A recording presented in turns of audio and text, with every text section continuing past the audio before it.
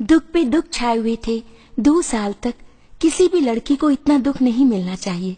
अगर कोई और होता तो मुझ जैसी को अनाथ आश्रम भेज देता, लेकिन मेरे माँ बाप ने मेरी इतनी बुरी हालत होते हुए भी मुझे नहीं छोड़ा।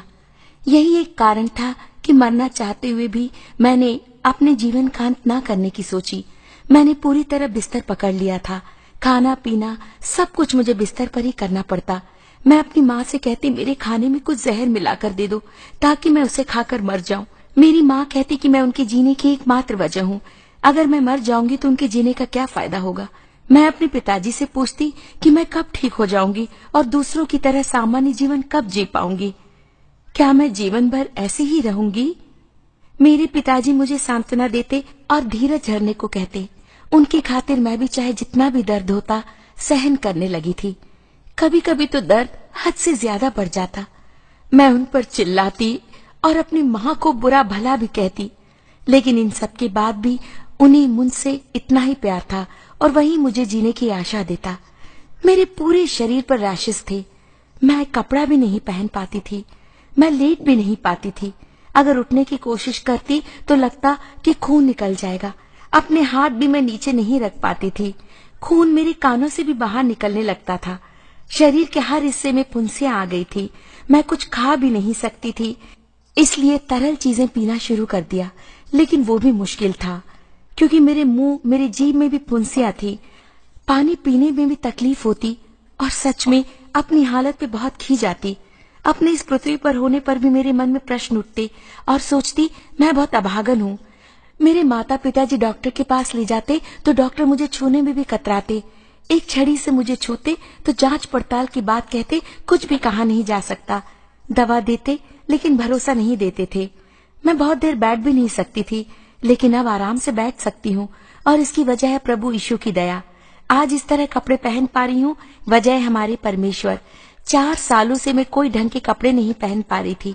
कभी कभी हताश होकर कोई पोशाक पहन भी लेती तो उसे उतारने में मेरी माँ को बड़ी परेशानी होती, क्योंकि कपड़ा शरीर से चिपक जाता और कपड़े निकालने वक्त चमड़ी भी उधड़ जाती।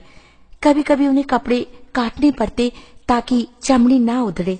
तब हमें किसी ने लव ऑफ जीसस मिनिस्ट्री के बारे में बताया, जहाँ जो हर शनिवार को होती है। दूसरे दिन सुबह मुझे उठाकर मेरे माँ पिताजी मुझे गिरजाघर ले गए। भीड़ को देखकर मैं डर गई। उतनी भीड़ में मुझे बड़ा अजीब सा महसूस हो रहा था। लोग मेरे पास भी नहीं बैठते थे क्योंकि बदबू बहुत थी। मैंने अपने पिताजी से कहा कि मुझे वहां से ले जाएं, लेकिन उसी समय अंकल जवाहर सैमुअल जी का प्रचार सुना। कह रहे थे कि थोड़ी ही देर में हम प्रभु की आत्मा और उसका रक्त अपने में उतरते पाएंगे और हमें रोटी भी प्राप्त होगी। उस समय मुझे चमत्कारी आत्मा मुझ में प्रवेश कर रही है ऐसा लगा। उनकी बातें सुनकर मैंने अपने पिताजी के कंधों पर सर रखा और अंकल का प्रचार सुनने लगी। सभा की समाप्ति के बाद मेरे माँ पिताजी अंकल सैमुअल जी के पास गए और अपने दुखों के बारे में उन्हें बताया। मैं चल भी नहीं सकती थी, चुपचाप कुर्सी पर बैठी थी। अंकल मेरे पास आए। मैं झिझक रही थी। उन्होंने अपने हाथ मुझ पर रखे और मेरे लिए प्रार्थना की। मेरा शरीर इतनी सड़ी हुई हालत में था कि कोई डॉक्टर उसे नहीं छूता। शरीर से बदबू आती, बहुत बुरी बदबू आती। शरीर से पीप और खून बाहर रिस रहा था। मुझसे अपनी ये हालत बर्दाश्त नहीं हो रही थी। अपने आप से मुझे घिन आ रही थी। 2 साल तक मैं ऐसी हालतों से गुजर रही थी। अंकल सैमुअल जरा सा भी नहीं झिझके। ये भी नहीं सोचा कि ये रोग कहीं उन्हें न लग जाए। उन्होंने परमेश्वर से प्रार्थना की और आशीष का तेल मेरे पूरे शरीर पर सिर से पांव तक मला। आज तक किसी को मेरे शरीर को छूने की भी हिम्मत नहीं हुई थी। आज इन्होंने पूरे शरीर पर तेल मला, प्रार्थना की। मेरे मन में विश्वास जागा और इसी विश्वास और खुशी के साथ मैं घर लौटी। 3 दिनों में ही चंगाई नजर आने लगी।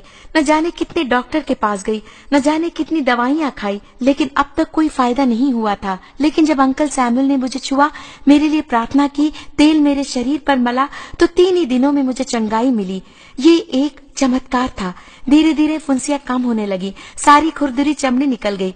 नवजात शिशु की चमड़ी मेरे शरीर पर आ गई। पिछले 2 सालों से मैंने आईना नहीं देखा था। चंगाई के बाद मैंने खुद को आईने में देखा। मेरी खुशी की सीमा नहीं थी। मैं बिस्तर पर खुशी के मारे इधर उधर लौटने लगी और प्रभु को धन्यवाद कहा।